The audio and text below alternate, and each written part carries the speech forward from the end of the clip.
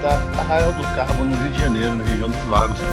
Primeiro é a Praia do Farol. Ali é a Ilha do Farol, com muitos sambaquis.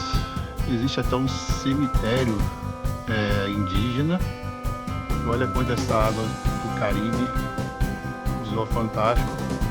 A outra é o Pontal do Atalaia, que na verdade são duas prainhas ali, ó. Você agora tem que pagar R$20 para você subir e visitar essas duas praias.